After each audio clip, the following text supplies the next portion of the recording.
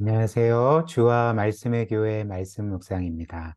오늘은 시편 19편의 말씀을 이어서 함께 묵상해 보도록 하겠습니다. 우리가 지난 시간에 함께 살펴본 것처럼 이 시편 19편은 다윗의 시편이고요. 다윗은 하나님의 말씀을 찬양하고 있습니다. 그래서 우리가 지난 시간에 본 것처럼 1절부터 6절까지는 창조 세계에 새겨진 하나님의 말씀, 신학적으로 자연계시라 하죠. 이 하나님의 말씀을 찬양하고 있고, 이어서 7절부터 14절은 이제 성경에 기록된 하나님의 율법에 기록된 하나님의 말씀을 찬양하고 있습니다. 그래서 오늘은 7절부터 14절까지의 말씀, 하나님의 말씀에 대한 그 찬양을 함께 살펴보겠습니다. 먼저 다윗은 이렇게 찬양합니다. 7절과 8절 한번 보십시오. 여호와의 율법은 완전하여 영혼을 소성시키며 여호와의 증거는 확실하여 우둔한 자를 지혜롭게 하고 여호와의 교훈은 정직하여 마음을 기쁘게 하고 여호와의 계명은 순결하여 눈을 밝게 하는도다. 여기에서 7절 여호와의 율법이라는 것은 단지 십계명이나 모세의 율법을 가리키는 것이 아니라 이 히브리어 토라라는 단어는 그 어떤 면에서 하나님의 모든 말씀을 의미합니다. 그래서 여기에 나오는 여호와의 율법, 증거, 교훈, 계명은 모두 다 하나님의 말씀을 의미하는 거죠. 그래서 이렇게 하나님의 말씀은 그 네 가지 특징을 갖고 있습니다. 완전하여 영혼을 소생시키고, 또 확실하여 우둔한 자를 지혜롭게 하고, 정직하여 마음을 기쁘게 하고, 순결하여 눈을 밝게 한다. 이렇게 말합니다. 특별히 여기에서 지혜롭게 한다는 것은 우리를 뭔가 그 세상적인 의미에서 똑똑하게 만든다는 것이 아니라 우리를 영적으로 지혜롭게 하는 것을 의미하겠죠. 또 인생을 참되게 살아가는 그 지혜를 우리에게 주는 것을 의미할 것입니다. 눈을 밝게 하는 것도 마찬가지죠. 우리의 어떤 시력을 좋게 한다는 말이 아니라 우리의 영적인 눈을 밝게 해서 우리가 이 세상의 이치와 또 하나님의 섭리와 하나님의 뜻을 분명하게 볼 수 있게 한다. 이제 이렇게 말하는 것입니다. 그런데 여기에 나타나는 하나님 말씀의 특징들은 사실 이 세상 사람들, 또 신자라 할지라도 그들이 생각하는 하나님의 말씀 또 율법의 그림과는 좀 다르지 않습니까? 그렇다면 기독교인을 포함해서 보통 사람들은 하나님의 말씀이라고 하면, 율법이라고 하면 보통 어떤 것을 생각하게 됩니까? 보통 이런 생각을 갖는 거죠. 하나님의 말씀 혹은 율법은 내가 순종하면 상을 받지만 순종하지 않으면 벌을 받게 되는 가혹한 법. 그래서 나는 전혀 그것을 기뻐하지도 않고 내키지 않지만 어쩔 수 없이 억지로 지켜야 되는 것. 그래서 사람들은 보통 이 하나님의 말씀을 나를 통제하고 억제하고 억압하는 것. 이런 식으로 생각을 한다는 것입니다. 무거운 짐으로 생각을 하는 거죠. 그러나 오늘 다윗은 결코 그렇게 말하지 않습니다. 다윗이 말하는 성경이 말하는 하나님의 말씀은 어떤 것입니까? 하나님의 율법은 어떤 것입니까? 하나님의 말씀은 세상 사람들의 생각처럼 우리를 억압하는 게 아닙니다. 우리를 뭔가 괴롭히고 우리를 뭔가 두렵게 만들고 이런 게 아니라는 거죠. 다윗의 고백처럼 여호와의 말씀은 우리의 영혼을 소생시키고 우리를 진정으로 지혜롭게 하고 우리의 마음을 기쁘게 하고 우리의 영적인 눈을 밝게 하는 것입니다. 왜 그럴까요? 성경에 따르면 일단 하나님의 말씀은 그 자체가 우리의 영적인 생명이자 양식이기 때문에 그렇습니다. 그래서 아모스 8장 11절에 보면 그 아모스 선지자가 하나님의 말씀을 전하면서 너희의 진짜 기근은 너희에게 양식이 없거나 물이 없는 것이 아니라 너희에게 하나님 말씀이 없는 것이 너희의 진정한 기근이다. 이렇게 말하는 거죠. 바꿔 말하면 어떤 의미입니까? 하나님의 말씀이 너희의 진정한 양식이다. 너희를 진정으로 살리는 양식이다. 이렇게 말하는 거죠. 예수님도 마찬가지입니다. 예수님도 똑같은 말씀을 하셨는데요. 마태복음 4장 4절 보면 그 사탄의 유혹에 대해서 이제 그 사탄을 물리치실 때에 이런 말씀으로 물리치셨던 거죠. 사람이 떡으로만 살 게 아니라 하나님의 말씀으로 산다. 무슨 말씀입니까? 그러니까 예수님도 하나님의 말씀이 우리를 진정으로 살게 하는 양식인 것을 말씀하셨던 것입니다. 그리고 또 한 가지, 하나님의 말씀이 우리의 영혼을 소생케 하고 지혜롭게 하고 우리의 마음을 기쁘게 하고 우리의 영적인 눈을 밝게 하는 또 다른 이유는 바로 이 말씀이 하나님께서 피조물인 그분이 창조하신 우리에게 주신 우리의 존재의 사용 설명서, 매뉴얼이기 때문에 그렇다는 거죠. 우리는 이 땅에서 우리의 삶이 고장 나는 것을 경험하게 됩니다. 이것은 믿는 사람도 마찬가지고 믿지 않는 사람들도 마찬가지입니다. 모든 사람이 이런 인생의 고장남을 경험하게 되는 거죠. 즉, 인생의 어떤 고통과 아픔과 깨어짐들, 이런 것들을 경험하게 되지 않습니까? 그렇다면 우리 인생이 때로는 이렇게 고장나고 망가지고 파괴되는, 깨트려지는 이유가 뭘까요? 그 이유는 성경에 따르면 인생이 그 인생을 창조하신 하나님의 그에게 주신 존재의 매뉴얼대로 살지 않기 때문에 그렇다는 것입니다. 예를 들어보면 그 자동차를 제작한 그 제작자가 있지 않겠습니까? 그리고 그 자동차가 잘 작동할 수 있는 사용 설명서, 매뉴얼이 있는 거죠.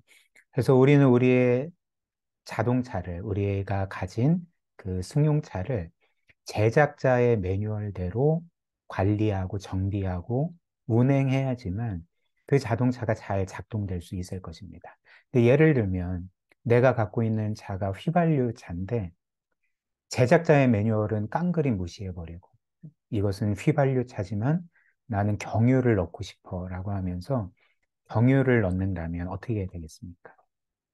그 차는 고장날 거고 망가질 거고 큰 사고를 당하게 될 것입니다. 그러니까 사람도 마찬가지죠. 사람을 만든 것은 사람이 아닙니다. 우리는 우리 스스로 존재하는 게 아닙니다. 우리는 혹은 우연에 의해서 만들어진 존재가 아니죠. 하나님께서 사람을 창조하셨고, 특별히 그분의 형상으로 창조하셨고, 그리고 그 창조주께서 우리의 존재의 매뉴얼을 정해 두셨다는 것입니다. 하나님의 말씀인 거죠. 그래서 인생은 그 누구라도 이 하나님의 말씀대로 살 때만이, 자신의 존재의 매뉴얼대로 살 때만이 참 생명과 행복을 누리도록 우리가 이렇게 창조되었다는 것입니다.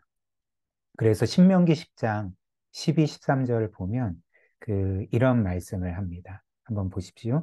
이스라엘아, 너의 하나님 여호와께서 너에게 요구하시는 것이 무엇이냐?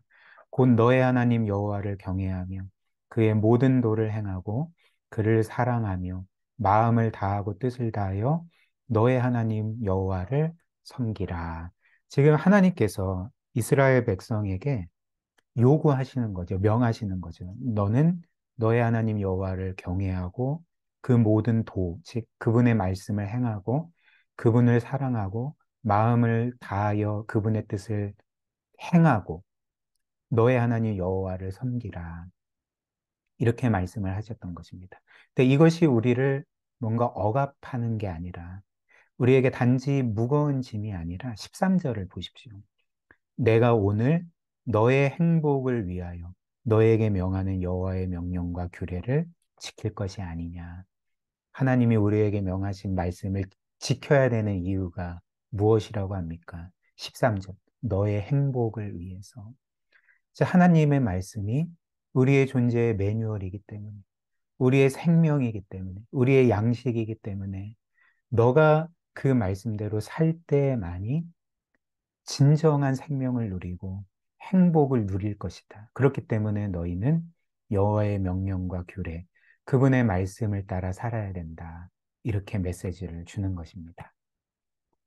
이런 이유로 오늘 시편 19편은 하나님의 말씀, 그 율법이 우리의 영혼을 소생시키고 우리를 영적으로 지혜롭게 하고 기쁘게 하고 우리의 영적인 눈을 밝게 한다. 이렇게 말하는 거죠.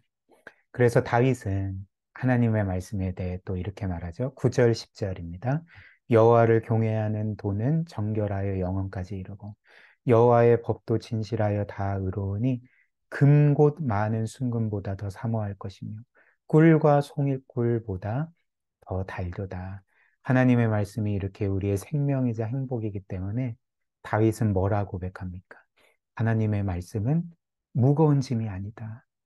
나에게는 가장 큰 기쁨이고 많은 순금보다 더 귀하고 또 그 송이꿀보다 더 달다라고 말하는 거죠. 그러나 이제 또 한편으로 하나님의 말씀이 이렇게 우리의 영혼을 소생케 하고 우리의 마음을 기쁘게 하고 이 말씀이 우리에게 많은 순금보다 귀하고 꿀송이보다 단 이유가 있습니다. 또 한 가지가 있습니다. 그것은 바로 이 하나님의 말씀이 우리에게 우리의 죄를 용서하시는 하나님, 또 우리를 구원하시는 구원의 하나님을 알려주기 때문에 그런 거죠. 12절, 13절 이어서 다윗이 이렇게 말합니다. 자기 허물을 능히 깨달을 자 누구리요? 나를 숨은 허물에서 벗어나게 하소서. 또 주의 종에게 고의로 죄를 짓지 말게 하사 그 죄가 나를 주장하지 못하게 하소서. 그리하면 내가 정직하여 큰 죄가에서 벗어나겠나이다. 이렇게 이어서 말합니다.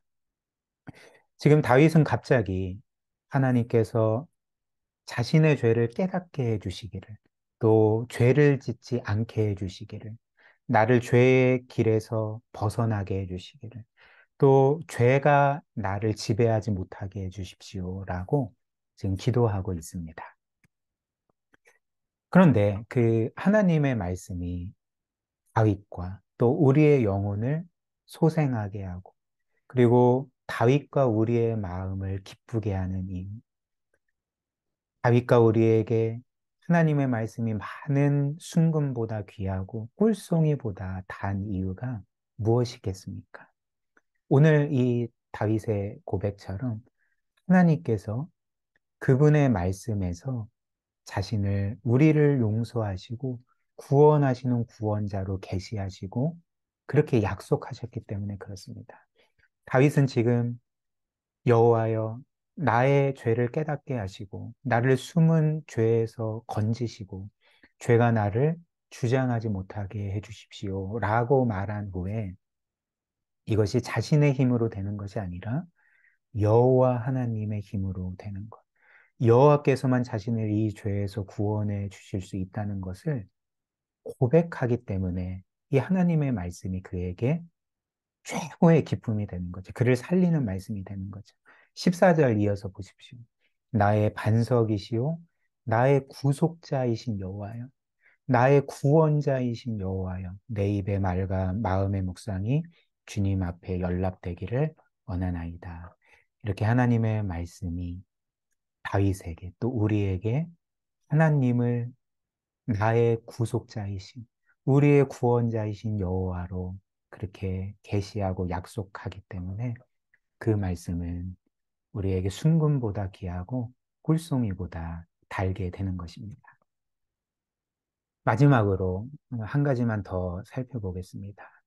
그럼에도 불구하고 다윗은 당시 이런 구원자 하나님에 대해서 그림자 형태로만 구약 시대를 살았기 때문에 다윗은 사실 이 하나님의 구원의 약속, 또 이 세상에 오실 구원자 메시아에 대해서 희미한 그림자 형태로만 알고 있었고 믿고 있었습니다. 그러나 우리는 다르죠. 우리는 당시 다윗이 결코 알 수가 없었던 하나님의 놀라운 구원의 성취를 이미 알고 있고 믿고 있지 않습니까? 그 구원이 어떤 것일까요? 다윗은 결코 상상할 수 없었던 그 천지 만물을 창조하신 여호와 하나님께서 우리와 같은 죄인을 구원하시기 위해서 그 영원하신 외아들을 이 세상에 보내신 것. 특별히 우리의 대속제물로 우리의 죄값을 치르도록 죽게 하시는 그 제물로서 이 땅에 보내신 것을 다윗은 희미하게나마 알고 있었지만 우리는 그것이 온전히 성취된 것을 알고 있고 믿고 있지 않습니까? 또한 이는 그 성부 하나님과 똑같은 창조주 하나님이신 성자 예수님께서 자신을 무한히 낮추셔서 우리와 같은 사람이 되시고 우리를 위해 그분의 모든 것, 모든 생명을 내어주심으로 죽으신 것. 그래서 우리를 영원히 구원하신 것. 이것이 다윗은 몰랐지만 우리는 알고 있고 믿고 있는 바가 아닙니까? 우리가 이를 정말 믿게 될 때 우리는 다윗의 찬양보다, 아니, 다윗이 찬양한 것보다 훨씬 더 크게 이렇게 고백하게 될 것입니다. 이 하나님의 말씀은, 이 구원의 복음은 우리의 영혼을 소생케 하고 기쁘게 하고 우리에게 많은 순금보다 귀하고 꿀송이보다 답니다. 이런 구원의 기쁨으로 우리는 그 하나님의 은혜를 찬양하게 되지 않겠습니까? 또 기쁨으로 하나님의 말씀을 따라서 살게 될 것입니다. 우리 함께 말씀 기억하며 기도하면 좋겠는데요. 오늘 말씀처럼 하나님의 말씀 우리의 영혼을 살립니다. 또 우리를 기쁘게 하고 우리를 지혜롭게 하고 또 우리의 영적인 눈을 밝게 합니다. 왜냐하면 하나님의 말씀은 우리의 진정한 생명이자 복이고 우리의 존재의 매뉴얼이기 때문에 그런 거죠. 무엇보다도 하나님의 말씀이 우리에게 알려주는 것. 그 영광의 하나님께서 우리를 위해 외아들까지 내어주셨다는 것. 또 동일한 하나님이신 외아들이 우리를 위해 생명을 내어주셨다는 것을 우리가 말씀을 통해 확인할 때 그 말씀은 우리에게 순금보다 귀하고 꿀송이보다 달게 될 것입니다. 그 기쁨으로 우리가 정말 하나님께 순종하는 하나님을 영화롭게 하는 복된 삶 살게 해달라고 우리 함께 말씀 기억하며 기도하도록 하겠습니다.